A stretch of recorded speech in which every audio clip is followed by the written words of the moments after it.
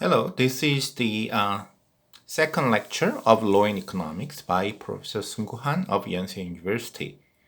Now, this time, I want to talk about the real story of a judge who happened to be the judge of New York. I think it was almost more than 30 years ago. But anyway, the story goes as follows. There is a judge in New York. And then one suspect was brought to him, probably pickpocket or robber or thief or something. And then the judge gave him a choice. Choice number one, the normal way. I'm gonna look at the evidence and make a judgment whether you're guilty or not. And in this case, if you're really guilty, probably you will get 1 year prison sentence. Or I'll throw a coin. And if heads comes up without any, procedure, you are just immediately free to go. If the tail comes up, I'll do the same as a normal procedure. And if you're not guilty, then I'll let you go again. But if you are guilty, I would give you 2 or 3 times of the normal sentence, which means, if it was 1 year imprisonment usually, I'll give you 2 or 3 year imprisonment. But, the catch is, you may end up 2 or 3 years instead of 1 year jail, but with 50% chance, you may go home free. I think it's fantastic. As an economist, I think the judge is a genius. Unfortunately, it was reported at the New York Times at the time, and the New Yorkers are so angry, they criticize the judge so much. So the New York court let him go. So he lost his job. Well, why the economists love this judge? As I said repeatedly, the economists think what the crime actually already happened is a bygone factor. I mean, you kill someone, you broke something, you are guilty, you go to jail, you have some heavy punishment. The dead person cannot be alive again. The broken thing cannot be fixed. So what's the point of punishing him? The only purpose in economic sense is prevent the future crime. So it gives a message to the future potential criminals. You shouldn't do that because you go to jail and you'll be punished. Okay? Let's assume that the 2 or 3 years imprisonment is equally fearful as 1 year. So 100% chance that if you're really the crime and you caught, the judge would probably give you 1 year sentence with probability 1. If you throw a coin, you have a 50% chance go free, but 50% chance instead of 1 year imprisonment, you will get 2-3 years. If the criminal's point of view, these both systems are equally scary, which means equally preventing the future crime. Then is it same? No. The economists then, the effect is same, but let's check which has a lower cost. If you think about the cost of running a court, the judge, the prosecutor, and probably the lawyer the government appoint for the thief or the pickpocket, they are very expensive people. Of course, there's a court guard and everything. You have to clean the court and everything. So running a court is a very expensive business for the government. Of course, run by our tax money. So nobody can deny it would be better if you have the same legal system with less number of judges, less number of prosecutors, less number of policemen, less number of cleaning ladies, and etc., etc., etc. Okay? So, think about this judge's way. When suspect has come, you let half of them go back to the street free immediately. Which means, at that moment, the cases for the judge and the court would be reduced by half. CTA, the normal way, they need 1,000 judges. CTB, they throw a coin, they need only 500 judges. Also, 1,000 prosecutor, 500 prosecutor, 1,000 court manager and cleaning lady clerks, and 500. How much money can be saved by that? So, more severe punishment, lesser administration costs because fewer number of court procedure, the economists love it. We understand why the New Yorkers got so upset, because they think, oh my God, this is a really bad guy. But if the head comes out in the coin throwing, he just walk out. It's not fair. Once again, economists, special breed of people, we do not care about so much fairness, justice, ethical things. We just want to reduce the criminal ratio with the smallest cost possible. And this New York judge, unfortunately fired, but his way is strongly supported by economists. Okay, another topic, white collar, blue collar thing. Okay, the white collar guys, they cheat. Financial cheating, hugely, they always got away. They never go to jail. They pay some money fine, but they don't go to jail. On the other hand, the miserable, the 장발장, steal a bread because he's hungry and he go to jail. So people say, oh, it's a conspiracy. The blue collar always end up jail, white collar released. That may be true. But again, the economists can defend the legal system a little bit using the following logic. Once again, why do we punish the crime? Whether it's cheating in the financial sector or stealing a bread, we want to prevent the future crime, repetition of the same crime again. Okay, so as long as the prevention effect is same, once again, we want to reduce the cost. What is the problem of imprisonment, putting somebody in jail?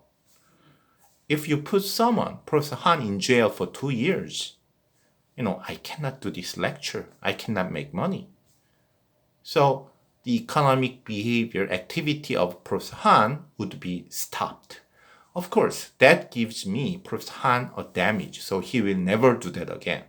However, still, the 2 years he's in jail, he cannot make any economic activities. That is a loss to the society. Then how can you prevent the crime? Let's assume Professor Han has stolen $1,000. But the government say you don't have to go to jail, but you have to pay $10,000, the 10 times of that. And Professor Han regret, oh my God, I only hoped 1,000, but I ended up losing 10 times of that. He regret, and he think I'll never do that again. What is another benefit? Professor Han does not go to jail for 2 years. So he make economic activity, so he contribute to society, even though he would never do that again. What's wrong with 장발장? If you steal a bread, which is $10, then you have to pay $100. That prevent the crime. Good. The problem is, why in the first place 장발장 stole their bread? he has no money. So he cannot pay $100 when he has stolen $10 bread. So you have to prevent the crime in the future, but the criminal does not have money, you have to go to jail. So it's not because it's a blue collar. The person with no money, people with no money, how can you punish them? The only possible way is imprisonment. On the other hand, if you're a wealthy person, the government make him pay enough fine, monetary punishment, then while he's continuing to do his economic activity, he regret and never do that again. So it's purely cost. Okay, another case of costing, but more complicated. It's a case, post office against a CEO. Oh, it's remote island, not remote island. I missed E. So let's assume that there's a remote island, but typhoon came in, so nobody get out of the island. Nobody can get out of the island for several days. Just it happens, a CEO of a very big company was enjoying the weekend there. He has to go back to work, but he cannot. But he has to make an order, important message to his workers the next day. So he thought about that, and he found out there's a post office in the island. So he went to post office, and what he want to order his subordinate, he just wrote it and sent telegram. Like, no, sell company A, something like that. Or hire B, something like that. And typhoon is gone. He came back to Seoul and then found out the telegram was not delivered. As a result, he lost $10 million. My God, huge money. Because obviously it is the mistake of the post office. So the CEO got very upset. So he sued the post office to pay him $10 million. Yeah, because post office made a mistake, maybe they should pay. On the other hand, the post office says, come on, we are dealing with dozens of telegrams a day, okay? And it's just like, good morning, mom, congratulations, birthday, my son, kind of thing. And then when you say, hire person B instead of A, we do not know what is the value of this message. There's no way for us to know. Of course, it is our duty to deliver everything accurately, but we are only human. We sometimes make a mistake. But then, for that mistake, we have to pay $10 million. That's too much. Which side are you? If you're a judge, are you going to make the post office pay the CEO $10 million? Or are you going to just make the post office pay him the original $10 and CEO, you're on your own. The post office cannot be responsible that much. Do we have an answer? Yes. In any country in this case, the post office does not have to pay the $10 million. Maybe they just pay $10, $20, but never the whole money, never the even small portion of the big money. Why? Think about that. If the judge said the post office is responsible, post office end up paying $10 million, the post office is dealing with tens of thousands of telegrams every day. What would happen? Potentially every telegram every day is $10 million sue. So the post office would immediately prepare some very meticulous system to increase the probability of the telegram to be delivered exactly, and probably they will get insured for every telegram. So the telegram, stupid telegram, happy birthday telegram used to be $10. Now it became $200. So, wow, I just want to say hello, mom, and it's $200 for everybody. What's the point? But then we can understand the post office, hello, mom, happy birthday, mom. it's misdelivered, you may sue the post office because my telegram was not delivered. My mom gave all his asset and wealth inherit to my younger brother, not me, because she got upset. So the post office cost would increase a lot, unnecessary. 99% of the telegram it deals with every day has stupid, not delivered, big deal kind of thing. However, what if the judge make the CEO responsible for that? Then the future CEOs who is in the remote island with typhoon, what would they do? They already know if the telegram is misdelivered, it's their own loss, not they cannot get the money from post office. What would you do?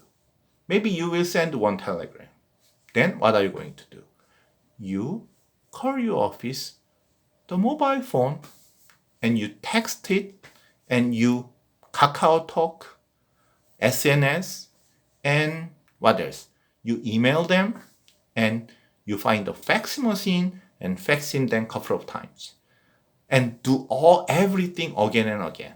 If you do that like 10 times, then there's no way. The probability that the message would not be delivered to your office would be 0. And the money you spend on that, maybe $30 or something, compared to the post office case, each telegram $200 for everything. The CEO, if they are responsible, still it's a $10 telegram. And if the message is not that important, they don't care. If $10 million value message, then you will do all other way other than telegram. So you would make sure the message to be delivered, but the cost is in reality much, much, much smaller than $200 or more. So the effect is same. You want to increase the probability of the message delivered correctly. However, post office can do it with a very high cost. So CEO can do it, the future CEO can do it at a very low cost. Therefore, it is only right for the judge to sentence, to make a decision. The post office doesn't have to pay the CEO. Okay, this was the second lecture. See you next time.